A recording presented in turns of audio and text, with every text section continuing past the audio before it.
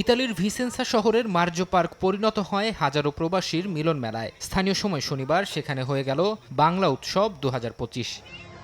২ মাসের প্রস্তুতিতে সাজানো আয়োজনে প্রায় ৩,০০০ প্রবাসী বাংলাদেশি পরিবার অংশ নেয়। বাংলাদেশ ও ইউরোপের শিল্পীদের পরিবেশনায় মুখর হয় অনুষ্ঠানস্থল। দর্শকরা গান নাচ উপভোগ করেন। আয়োজন উদ্বোধন করেন বাংলাদেশ কমিউনিটির নেতারা। উপস্থিত ছিলেন স্থানীয় সিটি কর্পোরেশনের মেয়র। উৎসবের মাধ্যমে আমরা যাতে নতুন প্রজন্মকে আমাদের বাংলাদেশের কৃষ্টি, আমাদের বাংলাদেশের কালচার এবং ঐতিহ্যকে যাতে তুলে ধরতে পারি। বাংলা এই ধরনের সাংস্কৃতিক অনুষ্ঠান যেন বারবারই করা হোক, আমরা খুবই এনজয় করি।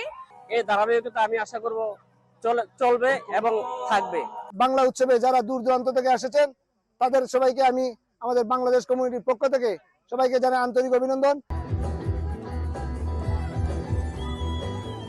মধ্যরাত পর্যন্ত চলা এই উৎসব সফলভাবে আয়োজন করতে পেরেছেন বলে জানান আয়োজকরা। তারা আশা প্রকাশ করেন প্রতি বছর এমন আয়োজনের মধ্য দিয়ে নতুন প্রজন্ম প্রবাসী বাংলা সংস্কৃতি ধারণ করবে।